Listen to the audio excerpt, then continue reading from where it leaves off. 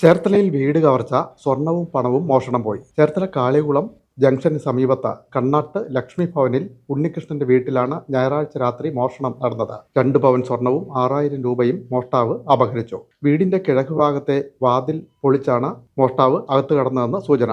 Muhamma കപ്പേളവിളി Joseph ഇവിടെ വാടകയ്ക്ക് താമസിക്കുകയായിരുന്നു. ജോസഫും കുടുംബവും വേളാങ്കണ്ണിക്ക് പോയി മടങ്ങിയെത്തിയപ്പോഴാണ് മോഷണ വിവരം അറിഞ്ഞത്. മുമ്പ് വാതിക്കലത്തെ ഡോർ പൊളിച്ചകത്ത് കയറി ഉള്ള ടാപ്പെല്ലാം ബ്രാസിൻ്റെ ഐറ്റംസ് എല്ലാം വാഷ് ബേസിനൊക്കെ അടിച്ച് പൊട്ടിച്ച് കൊണ്ടുപോയി. പോലീസ് കംപ്ലൈൻറ്റ് കൊടുത്തിട്ടുണ്ടായിരുന്നു. അത് ഇത്തവണ എന്തൊക്കെയാണെന്ന് അറിയില്ല, അകത്ത് കയറിയിട്ടില്ല. ഡോസ് സ്ക്വാഡൊക്കെ വരാൻ നമ്മൾ കയറാൻ പാടില്ല. എപ്പോഴാണ് കണ്ടത്?